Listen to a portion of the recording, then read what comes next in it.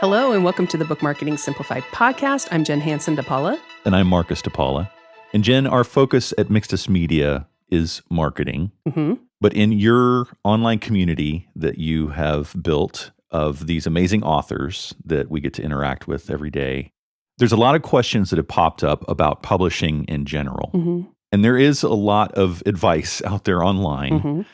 And there are a few points that you wanted to make sure that authors understood before they sign with a publisher, an agent, or anything like that, right? Yes. And what really made me want to talk about this today was from a podcast that I listened to several months ago by a woman named Hilary Rushford. And she is a very popular online entrepreneur who helps with style and entrepreneurship and lots of different things. And she has a very big Instagram following. She has a very successful business that she's built. And she has always wanted to write a book. So when she got an opportunity to sign with a publisher and she got an agent, she jumped at it. And the whole series of podcast episodes, she did a 3-episode series on her experience, was one of the more dramatic that I've heard in my career. And it was very, very expensive for her. It was very emotional. And it really seemed to kind of break her in a way that was rather eye-opening. And I've heard and have worked with many authors who have had good and bad experiences with publishers. But after listening to her podcasts, it really made me want to create more conversations around people's experiences, because I do think that the more we as a publishing community talk about some of these issues, the more we can avoid them in the future. And so we will link the podcast episodes to Hilary's experience, because I do think listening to her story, and it's rather long. Again, it's a 3-episode series. No spoilers. No spoilers. But she really highlighted some of the things that she wishes that she would have known. And that was really the whole point of the series, was she kept saying, I wish someone would have told me about this before I signed with a publisher, or I wish someone would have told me about their experiences before I jumped into this, because it was a huge learning experience for her. And while you said that it's one of the more dramatic experiences that you've seen, was any of it really surprising to you? No, it wasn't. Anything new? No, it was a bit more dramatic in the sense that so much of her own money was involved with it. Oh, okay. So much of it was hinging on scheduling and other miscommunication on both sides, on her side and on the publisher's side. Right. And so it sounds like Hilary's experience, even though it was on a different level than what you've heard before, is similar to what you've been hearing all along with all the authors that you've worked with over the years. So what are some of the things that you want authors to know before they get into signing any kind of deal with a publisher? So the very first thing is to not sign any contracts or any agreements before you talk to your lawyer, whether you talk to another fellow author or an agent or someone who you trust who has had experience within publishing. Mm-hmm. This can be for many different things. It can be for your publishing contracts. If you go with, a small press or something like that, it can be even with working with a marketing agency or an agent or anything. You do not want to sign blindly. And if it feels like this contract is just too good to be true, or if they're promising you the moon, those are big red flags. It probably is too good to be true. It is. So it's not to say that they are a bad company, but it is just to cover your tail and to make sure that you are agreeing to something that is not going to screw you over in the end.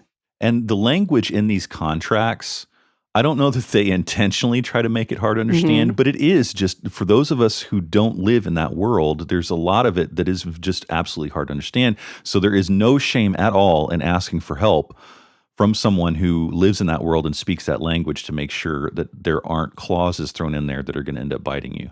That's right. And that's exactly why an agent is required within a traditional publishing deal. Agents are experts within contracts and agreements between an author and a publisher. So that is one of the main reasons, among many, that traditional publishers require you to have an agent. And finding a trustworthy agent is also hard, and you'll have to sign a contract with them.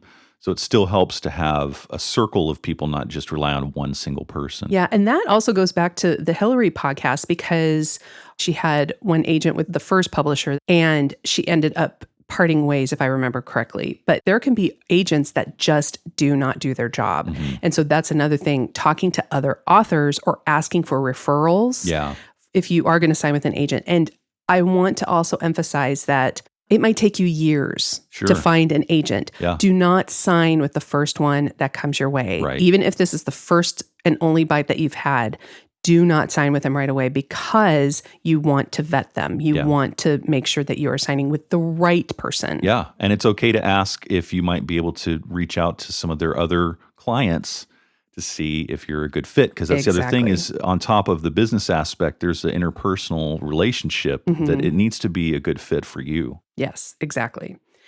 The second thing that I want to point out is for authors to become a part of a writing group or an authors group.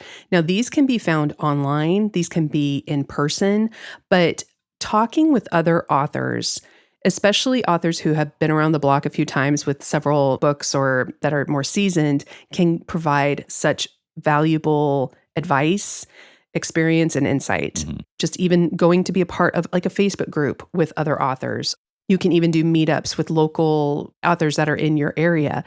Those are wonderful, wonderful communities that you can be a part of and learn a lot from.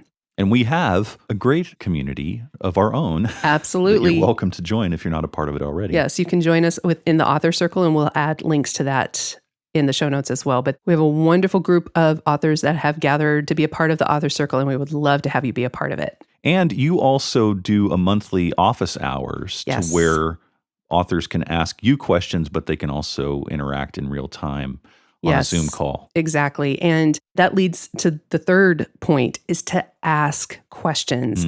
I've worked with so many authors who have felt ashamed to ask questions because they think that we in the publishing industry think that they should already know these things. Yeah. And that is absolutely not the case. There is no dumb question. There is no situation where you should feel like you can't ask a question about. So that is the third thing. And to never feel like you are less than for asking these questions. And honestly, if you're in a group of people, I guarantee you other people are wondering those same exact questions. Right. So the three big things are: don't sign anything until you have talked to someone about the details, whether it be a contract, agreement, whatever it is. Become a part of an author community, and then ask questions. These are the three things that are going to really empower you to make the best decisions for you and your book. It's going to empower you to feel more secure in the decisions that you're making. And it is going to help you to avoid as many, oh, I wish I would have known that before I published a book situations. Now, are you going to do it perfectly the first time? No. But we want to make sure that you are as prepared as possible and that you kind of have some bumpers around you so that you can avoid any catastrophes.